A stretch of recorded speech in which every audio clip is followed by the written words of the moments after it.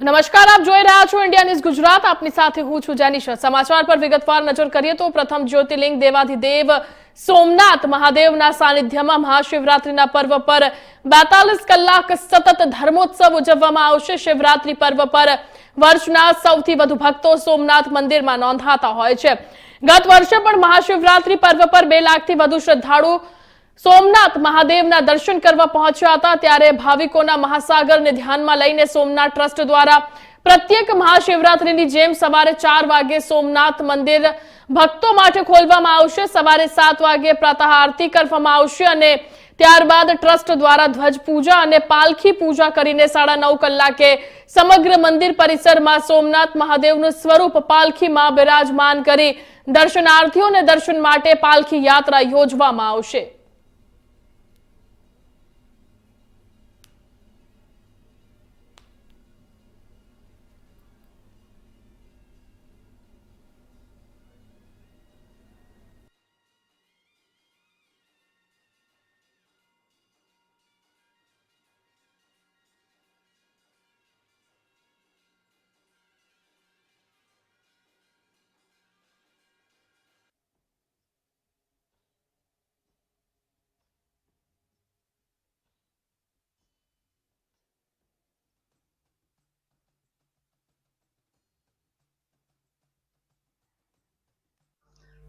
જય સોમનાથ।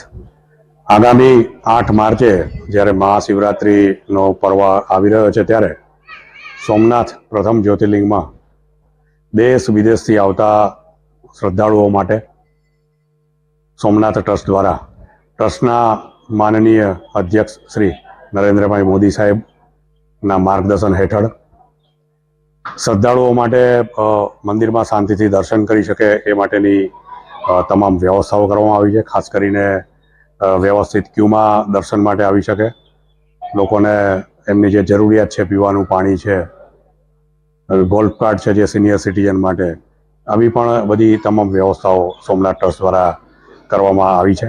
જ્યારે આટલા મોટી સંખ્યામાં લોકો સોમનાથ મહાશિવરાત્રિ આવતા હોય ત્યારે લોકોને પ્રસાદ લેવામાં પણ સરળતા રહે, પૂજાવિધિ લખાવવામાં પણ સરળતા રહે તે માટેના વિશેષ પૂજાવિધિ અને પ્રસાદના કાઉન્ટરો, ક્લોક રૂમ, શૂ હાઉસની પણ વિશેષ વ્યવસ્થા કરવામાં આવી છે। મહાશિવરાત્રિએ સોમનાથ મંદિર વહેલી સવારે 4 વાગે શ્રદ્ધાળુઓ માટે દર્શન માટે ખોલવામાં આવશે ત્યારે આ મંદિર સતત 42 કલાક સુધી દર્શનાર્થીઓ માટે ખુલ્લું રહેશે। આ દિવસે લોકો વધુમાં વધુ મંદિરમાં પૂજાનો લાભ લઈ શકે તે માટેની તમામ વિશેષ વ્યવસ્થા ટ્રસ્ટ દ્વારા કરવામાં આવી છે। ખાસ કરીને મહાશિવરાત્રિએ સામાન્ય માણસો પણ પોતાના ઘરે બેઠા ભગવાન સોમનાથજીને બિલીપત્ર ચડાવી શકે એ માટે સોમનાથ ટ્રસ્ટ દ્વારા માત્ર 25 રૂપિયામાં બિલ્વ પૂજાની વ્યવસ્થા પણ કરવામાં આવી છે અને આ પૂજા જે લોકો નોંધાવશે એમના ઘરે રુદ્રાક્ષ અને નમન ભસ્મનો પ્રસાદ પણ પહોંચાડવામાં આવશે। એવી જ રીતે ટ્રસ્ટ દ્વારા સમુદ્ર કિનારે મારુતિ બીચ ઉપર વિશેષ પાર્થેશ્વર પૂજનની વ્યવસ્થા પણ કરવામાં આવી છે। ઇકો ફ્રેન્ડલી આ પૂજામાં પણ મોટી સંખ્યામાં લોકો જોડાશે અને સારી રીતે પૂજાનો લાભ લઈ શકે એ માટે ટ્રસ્ટ દ્વારા તમામ વ્યવસ્થાઓ કરવામાં આવી છે। ખાસ કરીને જ્યારે મહાશિવરાત્રિ છે ત્યારે શ્રદ્ધાળુઓ દેશ વિદેશમાંથી ટ્રસ્ટની વેબસાઇટ somnath.org પરથી પોતાનું પૂજાવિધિ તેમજ દાન નોંધાવી શકે છે। તેમજ અતિથિ ગૃહનું બુકિંગ પણ ટ્રસ્ટની માત્ર એક વેબસાઇટ પરથી થઈ શકે છે। તમામ શ્રદ્ધાળુઓને સોમનાથમાં મહાશિવરાત્રિ દરમિયાન વિશેષ સુવિધા મળે એ માટે ટ્રસ્ટ દ્વારા સંપૂર્ણ તૈયારી કરવામાં આવી છે। મહાશિવરાત્રિ પર્વે સૌ પ્રથમવાર સોમનાથના ઇતિહાસને ઉજાગર કરતી નૃત્ય નાટિકા લગભગ 100થી વધારે કલાકારો દ્વારા સોમનાથમાં કરવામાં આવનાર છે। મહાશિવરાત્રિના દિવસે સાંજે 6:30 વાગે આ નૃત્ય નાટિકા કરવામાં આવશે। આ સિવાય પણ અલગ અલગ સાંસ્કૃતિક કાર્યક્રમો પણ મહાશિવરાત્રિ મહોત્સવ દરમિયાન યોજવામાં આવશે। મહાશિવરાત્રિએ વહેલી સવારે 4 વાગ્યાથી મંદિર દર્શનાર્થીઓ માટે ખોલવામાં આવશે ત્યારે દર્શનાર્થીઓ સતત 42 કલાક સુધી ભગવાનના દર્શનનો તેમજ સોમનાથ મંદિરમાં થતી વિશેષ ધ્વજા પૂજા, સોમેશ્વર પૂજા, પાગ પૂજા જેવી પૂજનનો લાભ સતત લઈ શકશે। ચાર પ્રહર એક જ મિનિટ, ચાર પ્રહર છે ને? મહાશિવરાત્રિએ વિશેષ ચાર પ્રહરની જે પૂજન તેમજ વિશેષ આરતીનો લાભ પણ યાત્રિકો લઈ શકશે.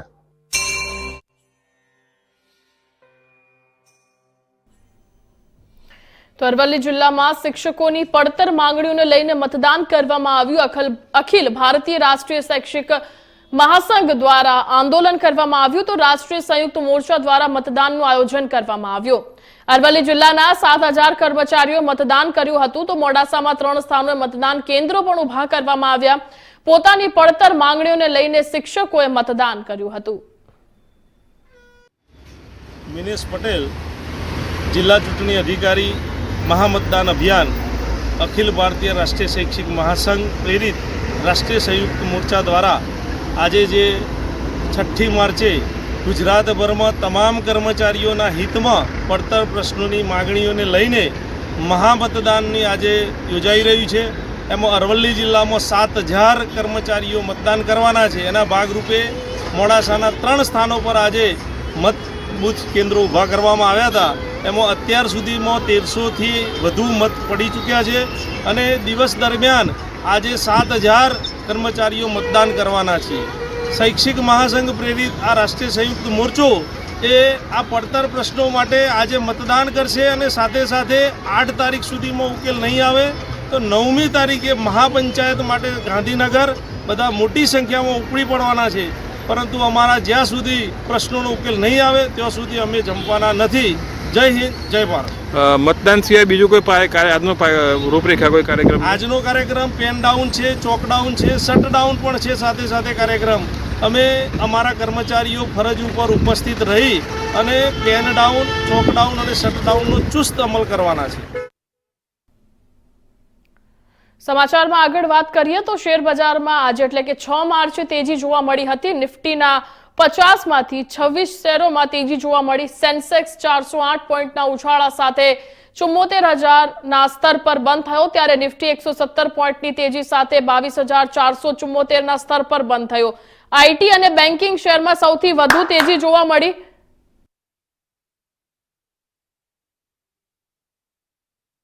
ઘટાડો જોવા મળ્યો. કંપનીના શેરમાં ઘટાડો તો આરબીઆઈના એક્શન બાદ આવ્યો છે ત્યારે મંગળવારે આરબીઆઈએ આઈઆઈએફએલ ફાઇનાન્સની ગોલ્ડ લોન આપવા પર રોક લગાવી દીધી છે. આરબીઆઈ ગોલ્ડ લોન પોર્ટફોલિયો અનેક પ્રકારની ગેરરીતિ જોવા મળી છે. જો કે કંપની હાલ ગોલ્ડ લોન કસ્ટમર્સને સર્વિસ આપવાનું જાહેર રાખી શકશે.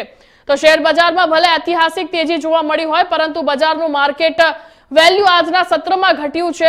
બીએસસી પર લિસ્ટેડ સ્ટોક્સમાં માર્કેટ વેલ્યુ ઘટીને 349.37 લાખ કરોડ રૂપિયા રહી છે કે જે ગત સત્રમાં 393.4 લાખ કરોડ રૂપિયા રહી હતી. તો આજના સત્રમાં બજારના વેલ્યુએશનમાં 1.6 લાખ કરોડ રૂપિયાનું નુકસાન સામે આવ્યું છે.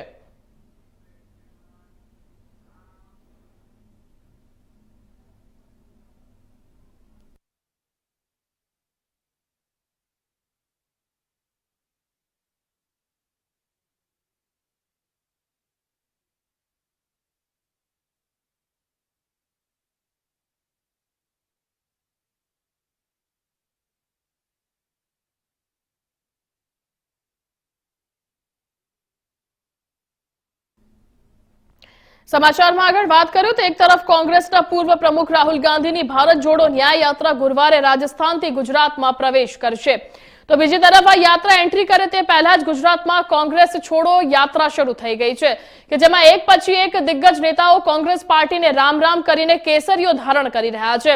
ત્યારે સૌરાષ્ટ્રના વધુ એક કોંગ્રેસના ધારાસભ્ય પદેથી રાજીનામું આપી દીધું છે. માણાવદરના કોંગ્રેસના ધારાસભ્ય અરવિંદ લાડાણીએ આજે કોંગ્રેસ પાર્ટીને રામ રામ કરીને ધારાસભ્ય પદેથી રાજીનામું આપી દીધું છે અને આગામી સમયમાં ભારતીય જનતા પાર્ટીમાં જોડાઈ જશે તેવી અટકળો શરૂ થઈ છે.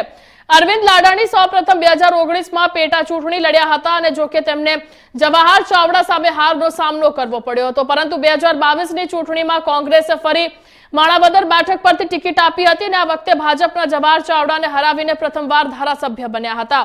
તમને જણાવી દઈએ કે અરવિંદ લાડાણી અર્જુન મોઢવાડિયાના નજીકના માનવામાં આવે છે. રાજુલા પૂર્વ ધારાસભ્ય અમરીશ ડેરના કોંગ્રેસમાંથી રાજીનામું આપ્યા બાદ પોરબંદરના ધારાસભ્ય અર્જુન મોઢવાડિયાએ પણ કોંગ્રેસને રામ રામ કરી દીધા છે. અર્જુન મોઢવડિયાએ વિધાનસભા અધ્યક્ષ શંકર ચૌધરીને મળીને ધારાસભ્ય પદેથી રાજીનામું આપી દીધું છે। 5 માર્ચે ભાજપના પ્રદેશ પ્રમુખની હાજરીમાં ભાજપમાં જોડાઈ ગયા હતા। CR પાટીલે કેસરીયો ખેસ પહેરાવ્યો હતો।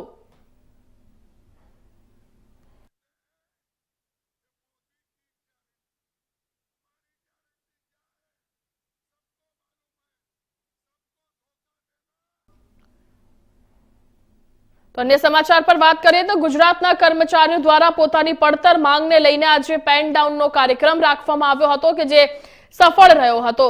માહિતી સામે આવી રહી છે કે ગુજરાતના કરાર આધારિત કર્મચારીઓ, ફિક્સ પગારના કર્મચારીઓ કે જેમાં શિક્ષકો, મહેસૂલ વિભાગના કર્મચારીઓ અને આરોગ્ય વિભાગના કર્મચારીઓને 2005ની ભરતીવાળા કર્મચારીઓને જૂની પેન્શન યોજનાનો લાભ મળવો જોઈએ અને કેન્દ્રના ધોરણે 7મા પગાર પંચ પ્રમાણે ગુજરાતના કર્મચારીઓ આજે ગુજરાતના તમામ કર્મચારીઓ ભેગા મળીને ગુજરાતના મહામંડળ કર્મચારીઓ ભેગા મળીને પેન ડાઉનનો કાર્યક્રમ સફળ રહ્યો હતો। ગુજરાતના તમામ કરાર આધારિત કર્મચારીઓ થોડા સમય પહેલા પોતાની માંગણીઓને લઈને કાળી પટ્ટી ધારણ કરેલ અને ત્યારબાદ ગાંધીનગર ખાતે ધરણાનો કાર્યક્રમ યોજ્યો હતો। તો સરકાર કર્મચારીઓની માંગ નહીં માને તો આવનાર સમયમાં કર્મચારી મહામંડળ મોટો કાર્યક્રમ આપશે અને એ પ્રમાણે કર્મચારીઓ અમલ કરશે અને ગુજરાત સરકાર દ્વારા 2022માં 2005 પછીના કર્મચારીઓ માટે કેન્દ્રના ધોરણે પેન્શન માટે સમજૂતી થઈ હતી, પણ સરકાર દ્વારા અમલમાં ન લાવતા કર્મચારીઓ પોતાની માંગણીને લઈને ફરી આંદોલનના માર્ગે જઈ રહ્યા છે।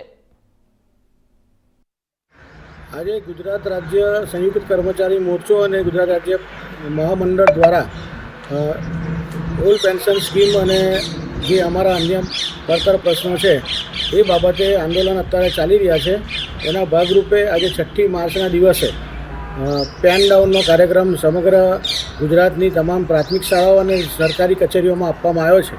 ડભોઈ તાલુકાની અંદર આજે અમારી તમામ શાળાના શિક્ષકો પેન ડાઉનના કાર્યક્રમમાં જોડાયા છે અને આપ કોઈપણ શાળાની આજે મુલાકાત લેશો તો તમામ શાળાની અંદર આજે અમારા કર્મચારીઓ કામથી અળગા રહ્યા છે।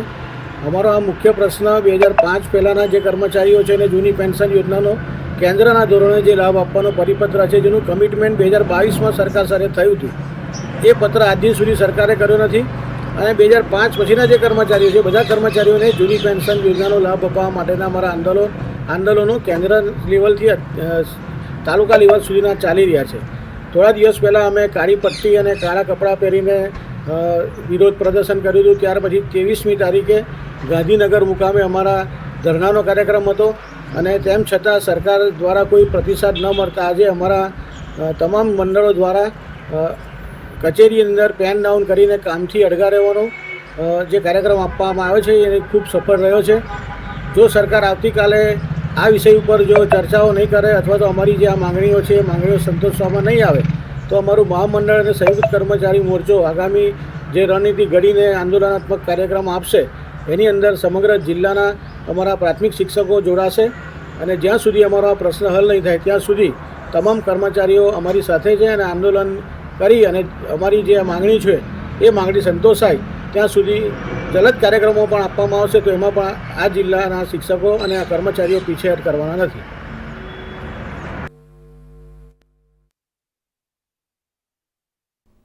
સમાચારમાં આગળ વાત કરીએ તો 2024ની તૈયારીઓના ભાગરૂપે ભાજપ કેન્દ્રીય નેતૃત્વ એલર્ટ મોડમાં આવીને કાર્યક્રમોની શરૂઆત કરી છે, જેના ભાગરૂપે વિકસિત ભારત સંકલ્પ પત્ર 2024 માટે દેશભરમાંથી 1 કરોડ કરતા વધારે લોકોના સૂચન સુઝાવ એકત્રિત કરવાના અભિયાનનો રાષ્ટ્રીય સ્તરે 26/2/2024ના રોજ રાષ્ટ્રીય અધ્યક્ષ જેપી નડ્ડાએ દિલ્હી મુખ્યાલયથી અભિયાનની શરૂઆત કરાવી હતી। આજે પૂરા દેશમાં જે અભિયાનની શરૂઆત થઈ છે એના ભાગરૂપે અમારી દાહોદ લોકસભા ખાતે જે મળ્યા છે અમારી વચ્ચે ઉપસ્થિત અમારા મંત્રી શ્રી બચુભાઈ ખાબડ સાહેબ, પ્રભારી શ્રી સતીશભાઈ, મારા જિલ્લાના હોદ્દેદારશ્રીઓ, ઉમેદવારશ્રી બધા જ અમે મળ્યા, સાથે પત્રકાર મિત્રો, મારા બધાનું સ્વાગત કરું છું। સવિશેષમાં મિત્રો, આપણે ભાજપના સંકલ્પ પત્ર 2024 માટે દેશભરથી મારી પાર્ટીએ નક્કી કર્યું છે કે 1 કરોડ કરતાં વધારે લોકોના સૂચન અને સુઝાવ એકત્રિત કરવાનો અભિયાનનું અમારું જે ટાર્ગેટ છે એની શરૂઆત મિત્રો અમે આજે કરી રહ્યા છે અને એના ભાગરૂપે દરેક લોકસભામાં 2 LED રથ જે ફરશે અને એમાં દરેક વ્યક્તિઓના, દરેક સમૂહના જે અલગ અલગ સમૂહ છે એમના તમામના સુઝાવ, સૂચન, સજેશન લઈને વિકસિત ભારત બને એમાં એમનું સજેશન જે આપવાનું છે આમ જનતા એ પણ આપશે અને આપણા સન્માનીય દેશના પ્રધાનમંત્રી નરેન્દ્રભાઈ મોદી સાહેબે જ્યારે દેશની ધુરા સંભાળી 2014થી આજ દિન સુધીમાં 10 વર્ષમાં આપણી જે આપણો દેશ જે આર્થિક દ્રષ્ટિએ આર્થિક આપણે 11મા ક્રમ પર આપણે હતા અને એ આપણે આજે વધીને આજે 5મા ક્રમે આવ્યા છે અને આ ત્રીજી ઇનિંગ છે.